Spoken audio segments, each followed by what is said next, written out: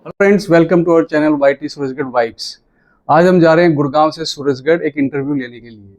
और वो इंटरव्यू है मेरे सर, मेरे गुरुजी, मेरे शिक्षक, हिंदी के शिक्षक श्री संतोष जी सिवानीवाल का।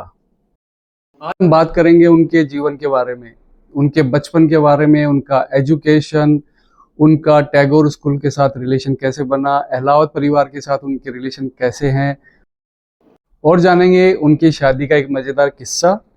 उसके बाद हम उनसे जानेंगे कि उनका आज के टीचर्स और स्टूडेंट्स के लिए क्या संदेश है, उन्हें आज का जो एजुकेशन सिस्टम है और जो पुराना एजुकेशन सिस्टम है उसमें क्या उनको कुछ डिफरेंस लगता है। ये सब बातें हम उनसे करेंगे सूरजगढ़ चल के। तो आओ चलते हैं सूरजगढ़।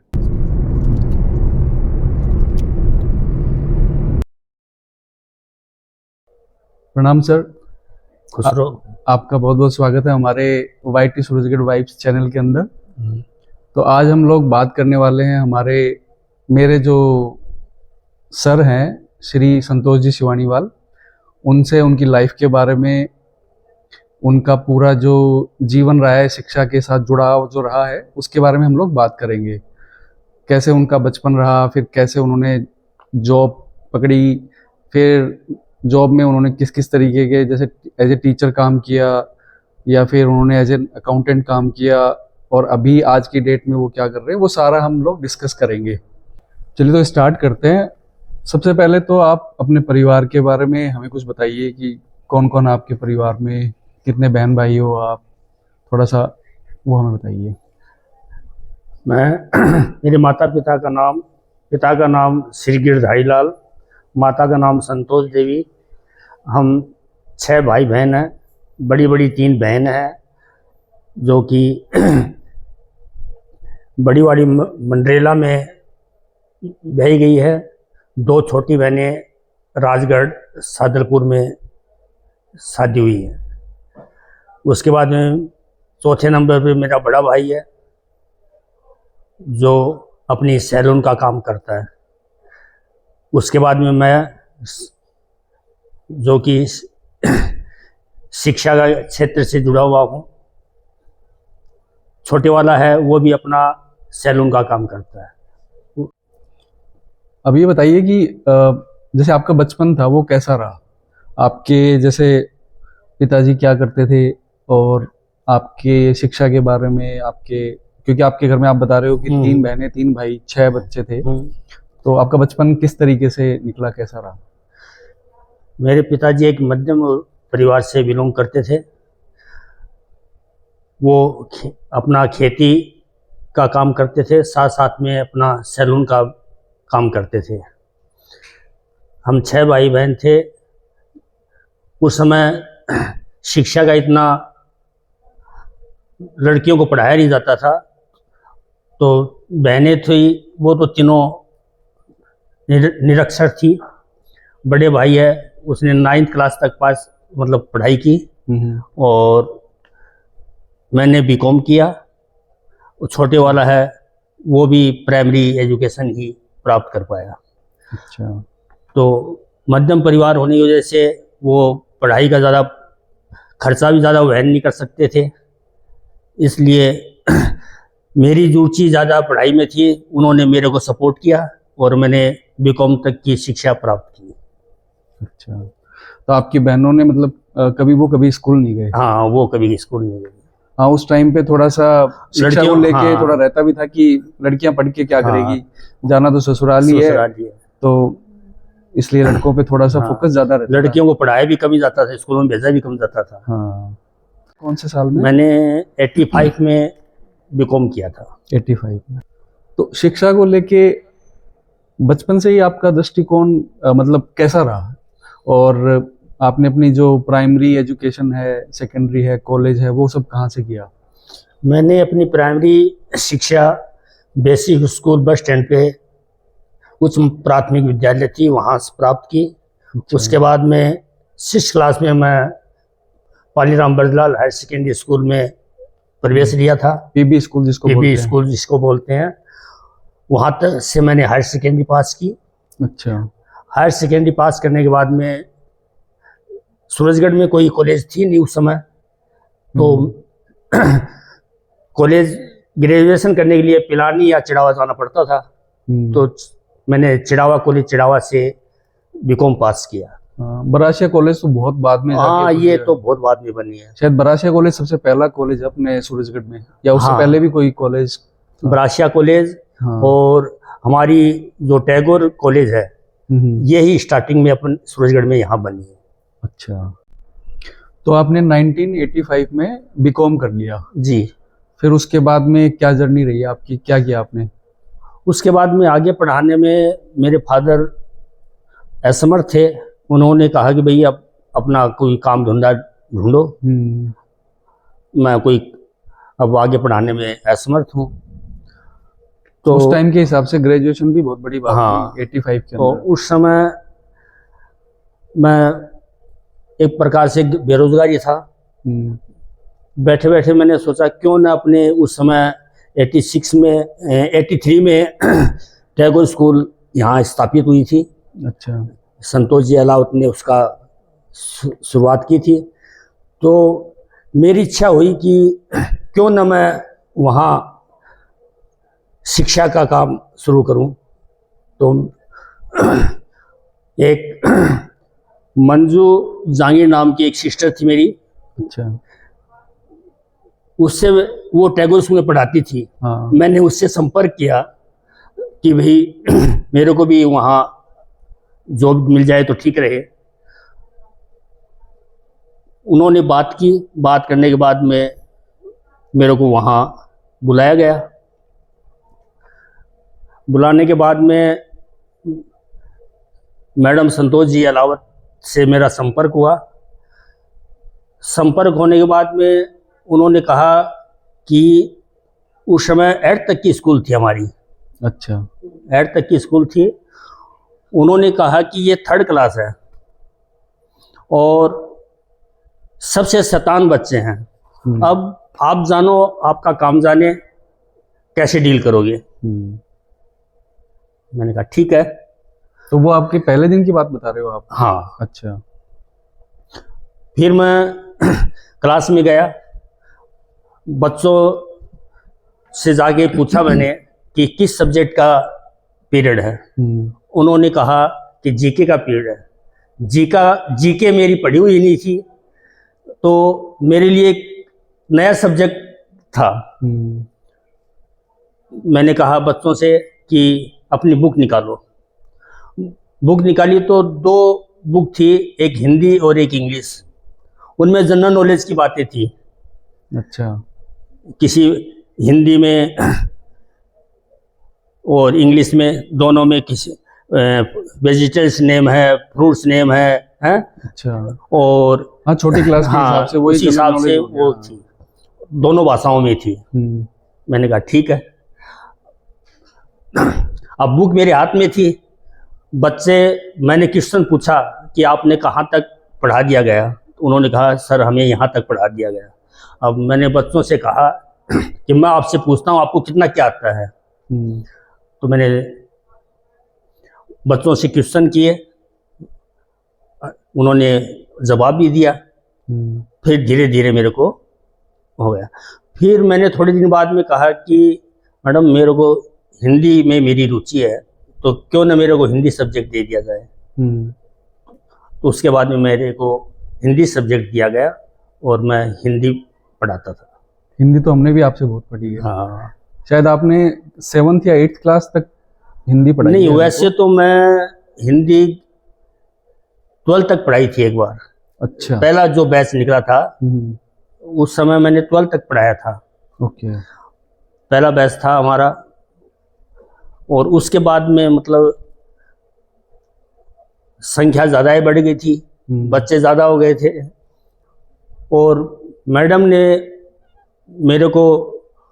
मेरे पर विश्वास करके उन्होंने कहा कि अब आप अकाउंट्स का काम देखो। अच्छा। और मेरे को उन्होंने कैश का काम मेरे को संभाला दिया। और तब से मैं अब तक।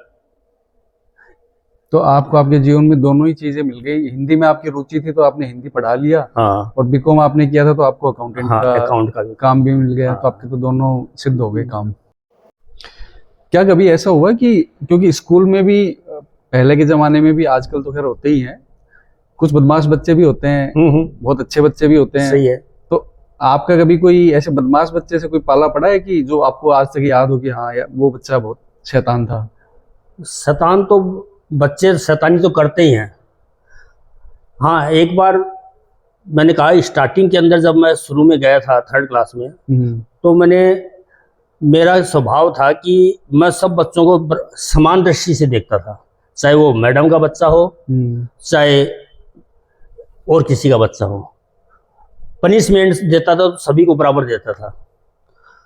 एक दफ़ा एक बच्चा था, उसको मैंने मतलब पीटा। पीटने के बाद में शैतानी कर रहा था, इसलिए मैंने उसके 2 चट्टू मार दिए। चट्टू मारने के बाद में उसके बाद में हाफ टाइम हो गया। हाफ टाइम होने के बाद में वो अपने साथियों से बोला कि इसको तो मैं बताऊंगा, मेरे भाई को बुला के लेके आता हूँ। तो बच्चों ने आके मेरे को कहा कि सर वो बच्चा ऐसे कह रहा है कि मैं मेरे भाई को लेके आऊँगा। मैंने कहा कहाँ है वो? तो वो बोला कि वहाँ है। मैंने कहा उसको लेके आओ। वो लेके आए। लेके आने के बाद में उसके 2 चट्टू और दिए मैंने, और देने के बाद में कहा कि जा अब अपने भाई को बुला के लेके आ। उस दिन का दिन है और आज का दिन है। वो बच्चा मेरे को जहाँ भी मिलता है चरणों में धोखा लगाता है। और उस टाइम पे तो खैर टीचर्स के पास पूरा राइट्स होते थे कि वो बच्चे की पिटाई कर सकते हैं, डांट सकते हैं। आजकल हालांकि माहौल थोड़ा चेंज हो गया, अगर टीचर थोड़ी सी भी कोशिश करता है डांटने की भी तो पेरेंट्स स्कूल पहुंच जाते हैं शिकायत लेके कि आपने हमारे बच्चे को हाथ कैसे लगा दिया। लेकिन हमें तो याद है, हमने तो आपसे खूब ठोले खाए हैं, डंडे भी खाए हैं, सब चीज खाई है। तो खैर उस टाइम का माहौल तो थोड़ा अलग होता था। मेरा पनिशमेंट का भी वैसे कुछ नहीं करता था, जो ठोले बोलते हैं ना वो लगाता था। मैं हिंदी में बच्चों को सुलेख लिखवाता था, और जो अशुद्धियाँ होती थी उसको 5 बार रिपीट करने के लिए बोलता था। और एक अशुद्धि का मैं 1 ठोला बच्चों के लगाता था। चाहे वो कोई भी हो, बिना किसी भेदभाव के। तो वो पुराने जो स्टूडेंट है आज भी वो याद करते हैं कि सर आपके ठोले बहुत याद आते हैं। नहीं, हमें भी याद आते हैं, हमने भी खाए हैं, क्योंकि हिंदी हमने भी पढ़ी है और श्रुति लेख में बहुत सारी मिस्टेक्स हमसे भी होती थी, तो हमने भी खाए हैं। तो जब आप एज ए टीचर स्कूल में काम कर रहे थे, तो आपने बताया कि 12th तक आपने हिंदी पढ़ाया है, तो ऐसी कोई क्लास जो आपको आज भी याद है, या ऐसे कोई स्टूडेंट्स जो आज भी आपके टच में है, या फिर आपको याद हो अच्छे से, ऐसा कोई? उस समय पहला बैच जो था उसमें मैडम का बच्चा भी था, आशीष अहलावत। मेरी सिस्टर भी थी। हाँ, महिमा थी, और पुरुषोत्तम जांगीर था। अच्छा। और भी 2-4 बच्चे थे। एक नीलम खेदड़ थी, स्वाति मैडम की भतीजी है, वो भी उस क्लास में थी। अच्छा। तो पहला बैच था वो बहुत अच्छा बैच था। और उसके बाद में जो बैच निकले वो भी अच्छे थे। शुरुआती दिनों में जब आपने जॉब स्टार्ट किया जी, तो क्या कोई ऐसा भी टाइम आया जब आपको लगा कि अब तो नहीं हो सकता, मतलब कोई स्ट्रगल वाला टाइम आपको याद हो आपके जीवन का? देखो, उस समय प्राइवेट स्कूलों में सैलरी वो कम होती थी, और सबसे ज़्यादा दिक्कत तो मेरे को तब महसूस हुई जब मैंने मेरे बेटे पीयूष का बीटेक में एडमिशन करवाया सीकर। अच्छा। उस समय हॉस्टल और फीस मतलब कॉलेज की फीस है वो ज़्यादा थी। उससे पहले बच्चे स्कूल में पढ़ता था, उसकी फीस लगती नहीं थी, तो मैंने कभी सेविंग के बारे में सोचा भी नहीं था। जो खर्चा जो मतलब सैलरी मिलती थी उसमें संतुष्ट था। उस समय एक साथ ही मेरे पास मतलब खर्चा बढ़ा, तब मेरे को थोड़ा सा महसूस हुआ कि अभी अब कैसे काम चले। हाँ, प्राइवेट कॉलेज से इंजीनियरिंग कराना कॉस्टली पड़ता है। तब अब मेरा तो एक ही सहारा था। मैंने सुरेंद्र सर से कहा कि सर ऐसी बात है, उन्होंने मेरे को सपोर्ट किया। काहे क्यों चिंता करता है, हाँ? जैसे आवश्यकता वैसे पूर्ति हो जाएगी। और मैंने भी मेरे खर्चों में कटौती की और धीरे धीरे सब काम हो गया। पढ़ाई भी पूरी हो गई उसकी। उसके बाद में बेटे की शादी की। शादी के समय मेरे पिताजी से मैंने कहा कि शादी पक्की हो गई, अब क्या करें। तब एक बार तो पिताजी ने कहा कि भाई ये तो अब तू सोच क्या करना चाहिए। सही बात है, कदम आपने उठाया है। हाँ, क्या करना चाहिए। अब मैं चिंता में पड़ गया, अब क्या करें। फिर मेरा तो वही सहारा था। मैंने सुरेंद्र सर से कहा जाके कि सर शादी पक्का कर दिया, अब क्या करें, पैसा है नहीं। सर ने मेरे को ये कहा कि पैसों से शादी होती है क्या, है? तब मैंने सर से कहा कि सर पैसों से शादी नहीं होती, पर पैसों के बिगड़ भी नहीं होती, तो क्या करें। तब उन्होंने मेरे कंधे पे हाथ रख के कहा कोई चिंता की बात नहीं है, जैसे जैसे तेरे को आवश्यकता पड़े वैसे वैसे लेते रहना और खर्चे पे थोड़ा कंट्रोल करना और किसी चीज़ की कमी मत रखना। ईश्वर की दया से सब काम बढ़िया से हुआ। और समय समय वो एडवांस जो लिया था वो पूरा हो गया। एक चीज़ और जो मुझे पता है आपके बारे में और जो मैं जानता हूँ कि आप शायद पिछले कई सालों से खाटू श्याम जी पैदल जा रहे हो। तो उसके पीछे कोई स्पेसिफिक कोई कारण है, या मतलब आपके अंदर ये कैसे आया कि मेरे को हर साल पैदल यात्रा करनी है, क्या कारण है उसके पीछे? देखो, पीबी स्कूल में जब हम पढ़ते थे उस समय श्याम बाबा का मंदिर भी नज़दीकी था। हाँ। वहाँ से यात्रा निकलती थी। उस समय हमारी वो निशान उड़ता था, उस समय हमारी छुट्टी कर दी जाती थी देखने के लिए, तो हम लोग जाते थे। तब मेरी भी इच्छा हुई कि अपन भी इनके साथ पैदल चलें। मेरा एक साथी था पवन गुड़गड़ी नाम से। अच्छा। उसके साथ में मैं 9th क्लास में था, तब मैंने अपनी पहली यात्रा शुरू की। 9th क्लास में? 9th क्लास में पढ़ता था उस समय मैंने पहली यात्रा शुरू की। अच्छा। तब से बाबा की कृपा से लगातार मेरी यात्रा अभी तक चल रही है। 9th क्लास से और आज तक आप पैदल हर साल जा रहे हो? बीच में एक साल में किसी कारणवश मैं एक बार ड्रॉप किया था, बाकी कंटिन्यू मैं अभी तक यात्रा पर जा रहा हूँ। तो आपको लगता है आपके ऊपर खाटू श्याम जी का आशीर्वाद है? उनका ही आशीर्वाद रहा। हर कार्य के अंदर मेरे तो वो ही बाबा ही सुनते हैं और उन्हीं की कृपा से सारा काम हो रहा है। आपने लाइफ में स्ट्रगल देखे और इतना अपने परिवार के लिए किया, आपके हिसाब से सक्सेस क्या है? उसकी डेफिनेशन आपके हिसाब से क्या डेफिनेशन है? एक सफलता की परिभाषा क्या है? देखो, मेरा मानना यह है कि आदमी अपनी मेहनत और ईमानदारी से हर कार्य को प्राप्त कर सकता है। कैसी सी मुसीबत हो उसको पार कर सकता है, कैसी भी चुनौती हो वो उसको सफलता एक न एक दिन ज़रूर प्राप्त होती है। मेरे पिताजी भी यही कहा करते थे कि कोई भी काम करो, कहीं भी कभी बेईमानी मत करना, चाहे 2 पैसा कम कमा लेना, लेकिन ईमानदारी के साथ रहना। और बाबा की कृपा से आज मेरी मेहनत और ईमानदारी से ही सारा पूरा परिवार है और सभी तरह से मैं संतुष्ट हूँ।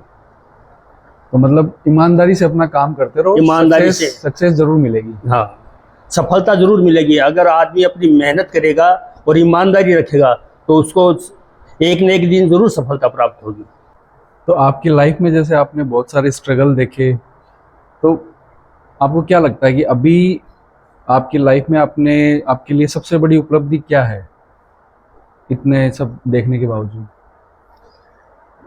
देखो, पहली उपलब्धि तो मेरा एक बेटा है, मैं चाहता था कि बेटा पढ़ लिख कर कुछ बने। उसने बीटेक किया। दूसरी उपलब्धि मेरी यह है कि हर आदमी का एक सपना होता है कि एक छोटा सा अपना मकान हो। घर वाले भी मेरे को कहते थे कि भाई हमेशा दूसरों के मकान में ही रहेंगे क्या, है? तो एक छोटा, ज़्यादा बड़ा नहीं तो एक छोटा सा मकान ही बना दो। मैंने बाबा की कृपा से 2019 में सोचा कि अपना छोटा सा एक मकान बनाए। शुरुआत में मैं चाह रहा था कि बस अपने के 2 रूम और एक किचन लेट बाथ हो जाए, पर्याप्त है। मैंने मकान स्टार्ट किया। स्टार्ट करने के बाद में फर्स्ट फ्लोर बना। बीच में कोरोना काल आ गया। अच्छा, उसी टाइम की बात है। मैंने दिसंबर में मैंने स्टार्ट किया था, फरवरी में मार्च में कोरोना आ गया। पर धीरे धीरे काम चालू रहा और बाबा की ऐसी कृपा हुई, मैंने तो सपने में भी नहीं सोचा था कि इतनी अच्छी छाया भगवान मेरे को देगा। और 2 मंजिला मकान बन गया, देखते देखते पता ही नहीं चला। ये मेरी सबसे बड़ी उपलब्धि है। बेटे को अच्छे से पढ़ाना लिखाना और अपना खुद का घर बनाना, ये हर किसी का सपना होता है। हर माँ बाप के लिए अपने बच्चों को पढ़ाना लिखाना, और हर इंसान चाहेगा कि वो अपने जीवन में अपने लिए खुद का एक घर जरूर बनाए। आपका एक पोता है ऋषभ, तो उसके साथ आपका कैसा है, मतलब रिलेशन आजकल के हिसाब से, क्योंकि माहौल थोड़ा अलग रहता है। हाँ। बट आपका कैसा है ऋषभ के साथ? ऋषभ के साथ एक दादा पोते का जो होना चाहिए वैसा ही रिश्ता है। मेरे को वो खूब मेरे से हंसी मजाक भी करता है, सुख दुख की भी पूछता रहता है, मेरे छोटे मोटे काम भी करता है। अच्छा, है ना? तो उससे मैं बड़ा प्यार करता हूँ। मतलब आपके साथ एकदम खेलता वेलता है? हाँ, जितना बेटे से लगाव नहीं था उतना मेरे पोते से मेरा लगाव है। वो कहते हैं ना कि मोर से ज्यादा प्यारा होता है, तो वैसा ही सीन है। कोई फैमिली से रिलेटेड आपको कोई ऐसा स्पेशल मोमेंट याद हो, कोई अच्छा मोमेंट जो आप शेयर करना चाहें?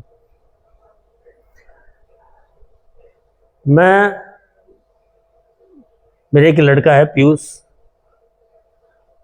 उसका बर्थडे मनाता था।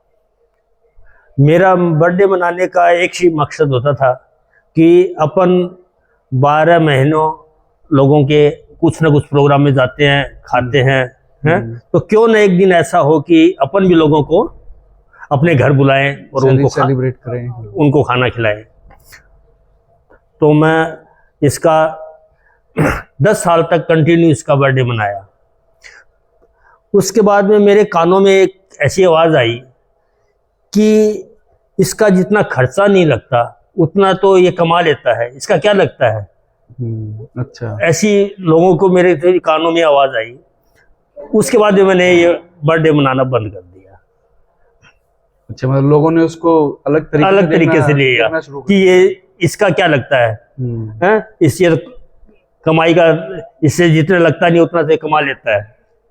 क्योंकि बच्चे जो भी मतलब आते थे वो गिफ्ट वगैरह देते थे, तो उसके बाद मेरे को अच्छा नहीं लगा ये बात सुन के। और मैंने लेकिन मेरे को अच्छे से याद है, जब हम लोग छोटे थे तो पीयूष के बर्थडे पे इतना मजा आता था, वो गट्टे की सब्जी और हाँ, उस समय मतलब एकदम स्पेशल उस समय ट्रीटमेंट। उस समय क्या है कि वो साग रोटा की मतलब काफी प्रचलन था, और अभी भी है। हाँ। अब अपने यहाँ नानू राम जी कानोडिया हुआ करते थे, वो साग रोटा के स्पेशलिस्ट थे। हाँ, नहीं वो टेस्ट अलग ही था। हाँ आज भी याद है। हाँ, और उन्हीं के द्वारा बनाए हुए साग रोटा घर में बनते थे और सभी उसको पसंद करते थे। और ये सब कार्यक्रम होता था, सभी आते थे, मैडम आते थे, सर आते थे, बच्चे आते थे। हाँ हाँ। हैं? बहुत अच्छा लगता था। तो अब हम थोड़ी सी बात टैगोर स्कूल की कर लेते हैं। तो टैगोर स्कूल में आपको कितना टाइम हो गया जॉब करते हुए, और आज की डेट में आपका क्या रोल है वहाँ पे? टैगोर स्कूल में मेरे को 40 साल हो गए 40 काम करते हुए। स्टार्टिंग तो मैंने टीचिंग लाइन से की थी, पर फिलहाल मैं अकाउंटेंट का काम करता हूँ। अच्छा। क्योंकि उन्होंने मेरे पे विश्वास किया। विश्वास करने के बाद में शुरू के 10 सालों में तो मैंने पढ़ाया था। अच्छा। उसके बाद में से मैंने अकाउंट्स का काम शुरू किया। तो जैसे अब आप एज एन अकाउंटेंट काम कर रहे हो, तो टीचर से अकाउंटेंट बनना, आपको उसमें कुछ दिक्कत या कुछ ऐसा कुछ फर्क लगा? दिक्कत तो कुछ नहीं हुई। हाँ, टीचर का कार्य एक अलग होता है। हाँ। और अकाउंट्स का कार्य एक अलग होता है। दोनों में अलग अलग रिस्पॉन्सिबिलिटी होती है। तो इसमें तो कोई ज़्यादा परेशानी वाली कोई बात नहीं हुई। तो जैसा आपने बताया कि आप स्कूल के साथ पिछले 40 सालों से जुड़े हुए हो जी, और आई थिंक तब से जुड़े हुए हैं जब ये बहुत छोटा स्कूल था, और आज की डेट में टैगोर का नाम मतलब हर कोई बंदा जानता है, स्पेशली राजस्थान में तो सब जानते हैं। और अब ये इतना बड़ा स्कूल बन गया है, तो आपने इस स्कूल को जैसे स्टार्टिंग से देखा है, तो आपको क्या लगता है कि आपका कितना कंट्रीब्यूशन रहा, या किस तरीके से आपने स्कूल के डेवलपमेंट में आपका क्या योगदान रहा है? देखो, स्टार्टिंग टैगोर स्कूल था वो 8 तक का था। उसके बाद में +2 का बना, उसके बाद में कॉलेज बनी, ITI बनी, अच्छा, है ना, B.Ed कॉलेज बना। इस दौरान मेरे को जहाँ जहाँ जो भी स्कूल प्रशासन ने जो जिम्मेदारियाँ दी गई, उनको मैं पूरी निष्ठा और ईमानदारी से निभाया। तो आप जैसे टैगोर स्कूल से इतने सालों से जुड़े हुए हैं, तो आपका जो श्री सुरेंद्र जी अहलावत हैं, संतोष मैम हैं, उनके साथ एक तो सबसे पहले आप उनसे मिले कब और कैसे आपका उनका मिलना हुआ, फिर आज की डेट में आपके रिलेशन कैसे हैं उनके साथ? देखो, पहली मुलाकात तो मैंने 86 में जब स्कूल ज्वाइन किया था तब हुई थी। अच्छा। धीरे धीरे उनके साथ इतना लगाव हुआ, एक परिवार की तरह वो मुझे मानते हैं और मैं भी उनको एक परिवार की तरह ही मानता हूँ। हर कार्य में वो मुझे आगे रखते हैं, चाहे ब्याह शादी हो, चाहे घर का कोई फंक्शन हो, स्कूल का कोई फंक्शन हो। और मेरे यहाँ भी जब भी कोई भी प्रोग्राम होता है, सपरिवार हंसी खुशी हिस्सा लेते हैं। और जहाँ कहीं भी मेरे को सपोर्ट की आवश्यकता होती है, उनका पूरा सपोर्ट रहता है। उनके बच्चे हैं, 3 बच्चे उनके। बड़ा आंसू, जिसको तरुण के नाम से जानते हैं, दूसरा तन्मय, तीसरा है गार्गी। तीनों बच्चे ही मुझे बड़ा प्यार करते हैं, लगाव रखते हैं। तो ऐसा लगता ही नहीं है कि मैं अलग हूँ। पीयूष की शादी में भी, पीयूष की शादी हुई तब उस समय मैडम 2014 में MP बनी थी, 15 में शादी थी। झुंझुनू के MP थे वो। हाँ, झुंझुनू की पहली महिला सांसद बनी थी, है ना। और उस समय उनके पास जिम्मेदारियां काफ़ी थी। उसके बावजूद भी उन्होंने जब बेटे की शादी की तब यहाँ उन्होंने 3-4 दिन मेरे को काफ़ी टाइम दिया, और अपनी बिजी लाइफ होने के बावजूद भी यहाँ तक कि बेटे की शादी में बारात होते हैं, उस बारात में भी वो शामिल हुई। इससे मेरी तो मान सम्मान बढ़ा ही, साथ में मेरे रिश्तेदारों का, सही बात है ना, और उनका खुद का भी काफ़ी सम्मान हुआ। वो ये चीज़ें मेरे को बहुत अच्छी लगी, है ना। सही बात है, क्योंकि एक एमपी के पास बहुत जिम्मेदारियां होती है, और उस बिजी शेड्यूल में से अपने जो नॉन होते हैं उनकी शादी अटेंड करना या बहुत बड़ी बात है। उनको टाइम देना, ये एक बहुत बड़ी बात है। एक जो चीज़ मुझे याद है कि जब हम स्कूल में थे और आप हमें हिंदी पढ़ाते थे, आपके जो सिग्नेचर थे, आप लिखते थे एस कुमार करके, तो वो जो एस था वो बहुत स्पेशल था। और अब तो हम बता ही सकते हैं कि हम बहुत कोशिश करते थे उसको कॉपी करने की, लेकिन मेरे से तो खैर वो कभी नहीं हुआ। आपको कुछ ऐसा ध्यान में है कि बच्चे उसकी कुछ कॉपी करते थे या कुछ नकल करने की कोशिश करते थे आपके सिग्नेचर की, क्योंकि वो बहुत यूनिक। हाँ, उस समय मेरे साइन करने की तो बच्चों में एक प्रकार से होड़ सी लगी रहती थी, है?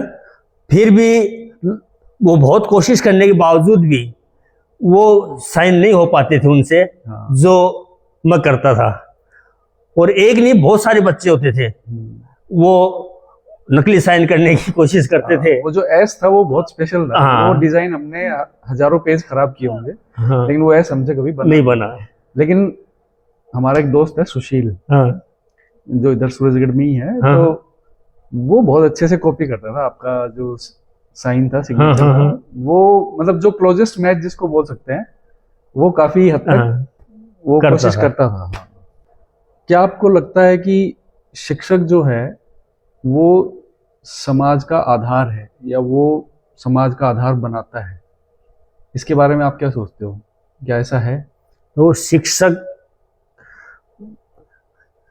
बच्चों को संस्कार, पढ़ाई के साथ साथ में संस्कार बहुत जरूरी चीज होती है, वो एक शिक्षक ही दे पाता है।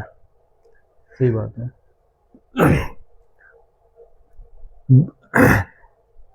व्यवसायिक शिक्षा के साथ साथ में संस्कारित शिक्षा देना बहुत जरूरी होता है। आजकल की एजुकेशन में मुझे ऐसा लगता है कि संस्कार थोड़े से कम हो गए, और व्यावसायिक ज्यादा हो गई, कमर्शियल ज्यादा हो गया। हाँ। कि मार्क्स कैसे आएंगे उसकी चिंता ज्यादा है। बच्चा बड़ा होके अच्छा इंसान बनेगा कि नहीं बनेगा, हाँ, उससे कोई मतलब नहीं होता। उस समय में और इस आज के समय में काफी मतलब परिवर्तन हुआ है। और मुझे ऐसा लगता है कि माँ बाप के साथ साथ में टीचर का भी उतना ही योगदान होता है जितना, क्योंकि बच्चा जितना टाइम घर पे बिताता है ऑलमोस्ट उतना ही टाइम वो स्कूल में भी नहीं बिताता। तो अगर टीचर भी बच्चे के ऊपर फोकस करेंगे तो माँ बाप और टीचर मिलके एक अच्छा इंसान समाज को दे सकते हैं। उस समय तो आज से 20 साल पहले तो बच्चा घर पे खाना भी नहीं खाता था, तो वो टीचर से आके कहते थे घर वाले कि बच्चा खाना नहीं खाता, है ना। तो बच्चा अब टीचर की डांट के भय से और सब काम करता था। करेक्ट। और आज वो बात नहीं है। आज शायद वो टीचर और स्टूडेंट के बीच में जो रेस्पेक्ट होती थी, हाँ, आज शायद वो भी बहुत कम हो गई है। आजकल के बच्चे हैं वो टीचर के पास से निकल जाते हैं और कोई परवाह नहीं करते, कोई नमस्कार नहीं करते, कोई और नहीं। मेरे स्टूडेंट पढ़े हुए आज से 20 साल पहले के देख लो, 15 साल पहले के देख लो, आज भी जब मिलते हैं बड़ा सम्मान करते हैं, आदर करते हैं। और हम लोग भी पढ़ते थे तो उस समय सामने से टीचर आ जाता था तो हम छिपने की कोशिश करते थे कि भाई कभी देख नहीं ले, हम बाजार में घूम रहे हैं या गलियों में घूम रहे हैं, तो भाग के छिप जाते थे। आज वो बातें नहीं, ये बात सही है। पहले के ज़माने में जो टीचर और स्टूडेंट के बीच में जो रिलेशन था वो एक अलग टाइप का था, एक रेस्पेक्ट थी दोनों के बीच में। हाँ, आजकल ये हो गया है कि टीचर है, उसको अपना पैसा कमाना है, सैलरी चाहिए, स्टूडेंट को मार्क्स कैसे लाने मार्क्स कैसे लाने हो। उससे मतलब है। हाँ, बाकी जो रिलेशन था टीचर और स्टूडेंट के बीच वाला, वो कहीं ना कहीं थोड़ा सा हाँ। मिस होता जा रहा है। थोड़ा सा जैसे आपके फ्रेंड सर्कल के बारे में जानते हैं कि आपके स्कूल टाइम के या कॉलेज के, या अभी जब आपने जॉब वगैरह स्टार्ट कर दी उसके बाद कोई आपके कौन कौन दोस्त हैं, कहाँ रहते हैं, थोड़ा सा उनके बारे में बताइए। देखो, बचपन से जब हम पढ़ते थे उस समय गोपाल पंसारी, हम्म। रमेश सोमाल, हम्म। ये मेरे वैसे बहुत सारे फ्रेंड थे, पर ये मेरे खास दोस्तों में से हुआ क्लोज करते फ्रेंड थे। हैं आपके। जब मैंने 85 में पढ़ाना शुरू किया, 86 में। 86 में, उस समय बच्चे तांगे से आते थे। हाँ। तो मैंने देखा एक छोटा सा बच्चा काजल डाले हुए, गोरा चिट्ठा, तांगे में बैठा। तो मेरा उसके प्रति लगाव हुआ और मैंने जानना चाहा कि ये बच्चा कौन है।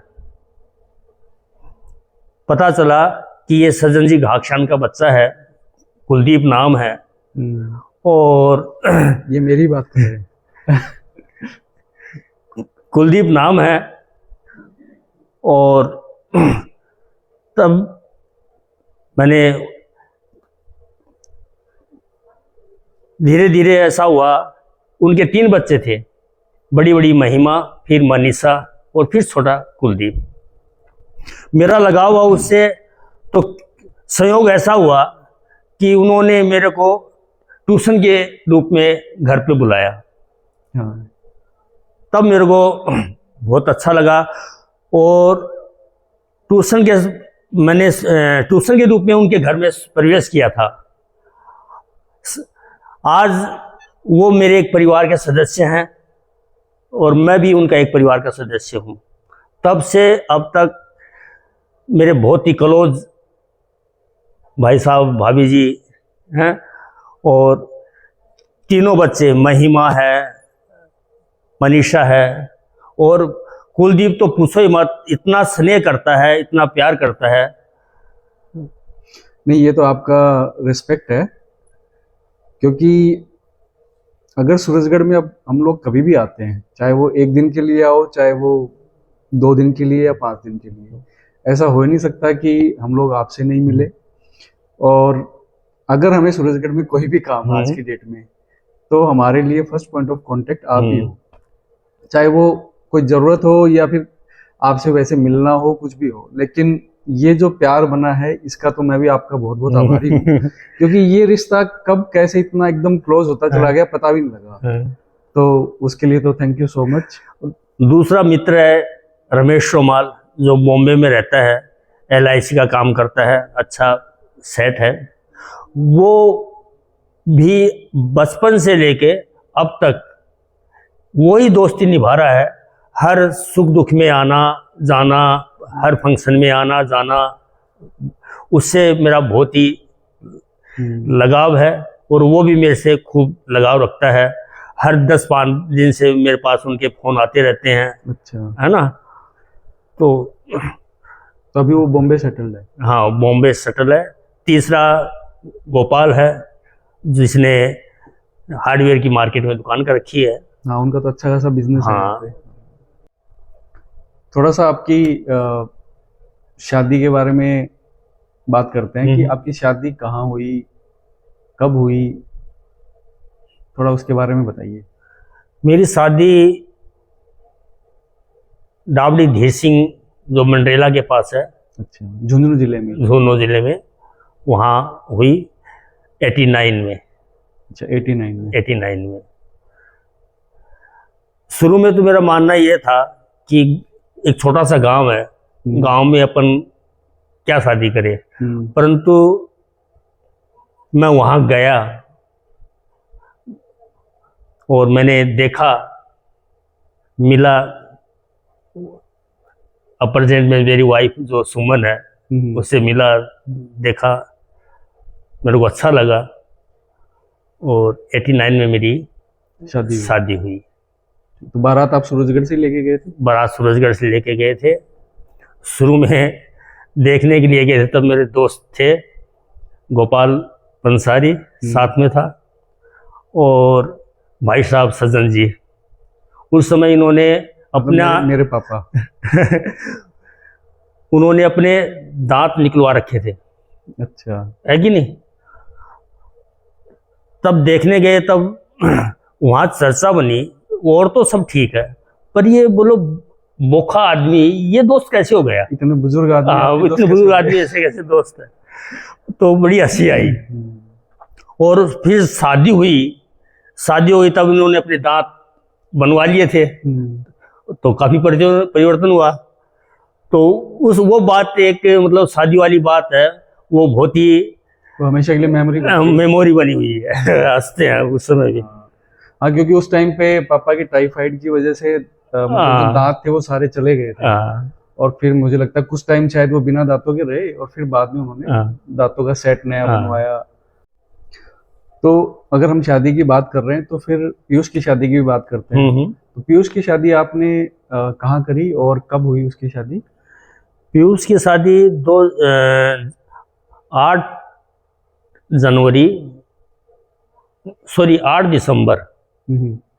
दिसंबर 15 में की थी। 2015 में रामगढ़ शेखावाटी। अच्छा। हाँ, इसके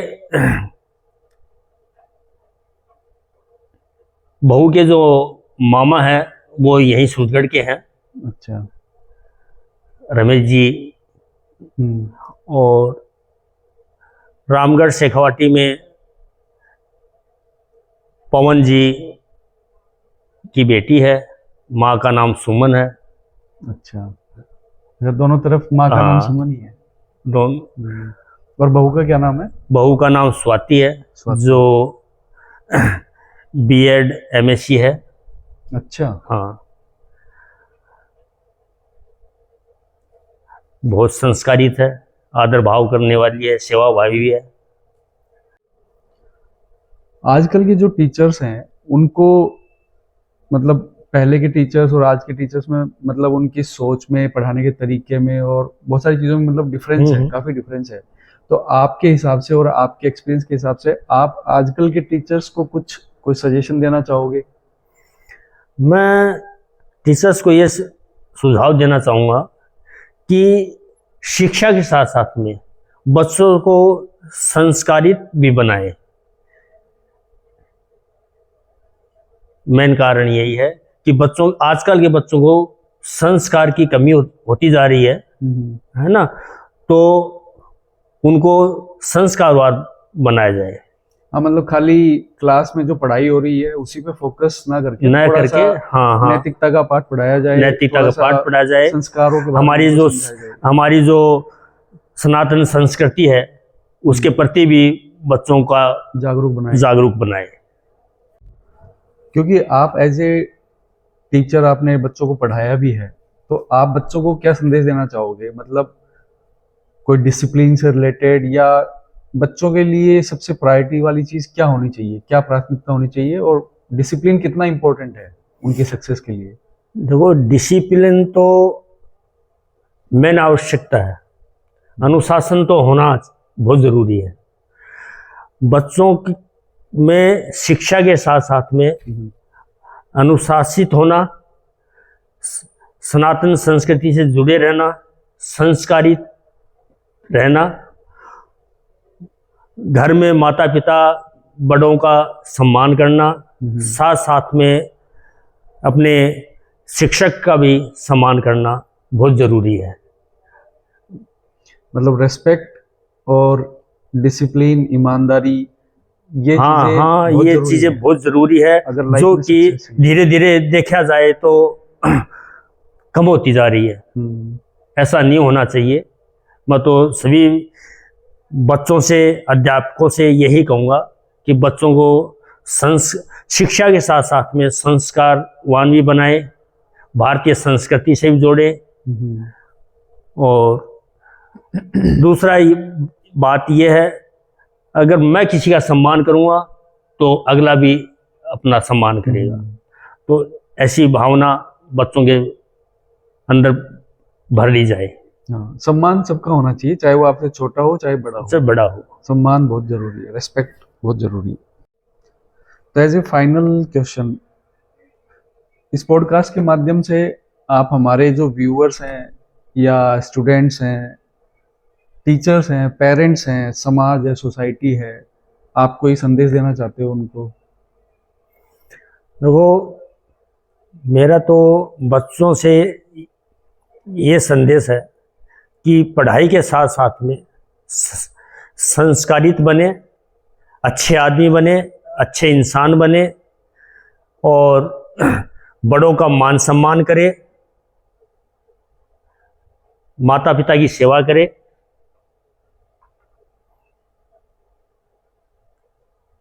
मतलब पढ़ाई के साथ साथ आप अपने बड़ों का, छोटों का, सबका रेस्पेक्ट करें, सम्मान करें, परिवार के साथ मिलके चले। हाँ, परिवार को साथ लेके चलना बहुत जरूरी है। बहुत जरूरी है। अपन देख रहे हैं समाज में कि सब बस अलग अलग रहना हाँ, पसंद करते हैं, परिवार के साथ कोई रहना नहीं चाहता। हाँ, पहले संयुक्त परिवार हुआ करते थे, अब आजकल एकाकी परिवार होते जा रहे हैं।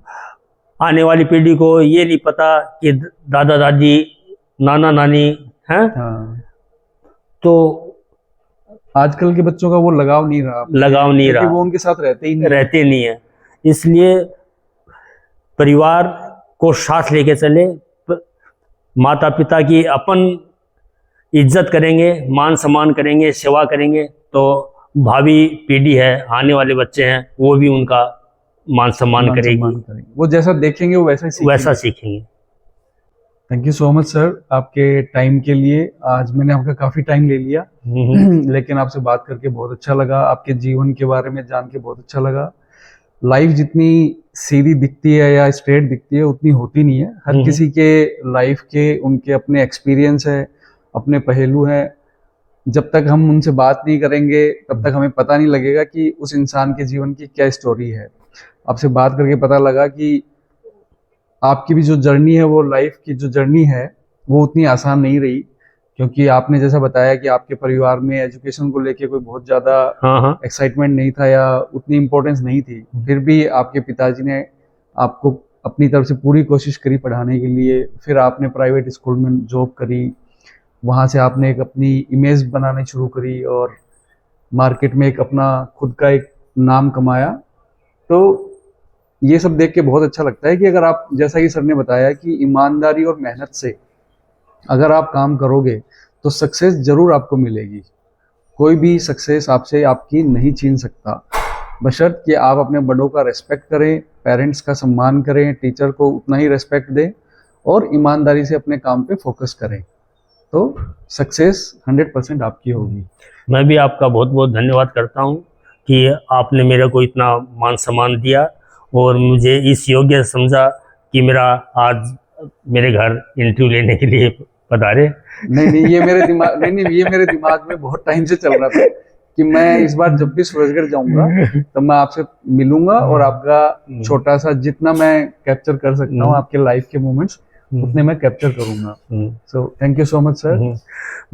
मैं तो आपको एक और कहूँगा कि अपने एक साथी अध्यापक, हालांकि मेरा तो स्टूडेंट रहा है, आपका टीचर है मैथ का, संतोष गाड़ोदिया, कभी समय निकाल के आप नहीं बिल्कुल वो उनका भी इंटरव्यू लें। मेरे दिमाग में है वो सब चीजें, बस थोड़ा सा ये है कि मेरे को गुड़गांव से और यहाँ पे जब भी टाइम मिलेगा तब मैं एक एक करके और जो मेरे को इजाजत देंगे, परमिशन देंगे, मैं कोशिश करूंगा कि सबकी लाइफ की जर्नी जो है वो कैप्चर करूँ। Okay sir, thank you so much. Okay.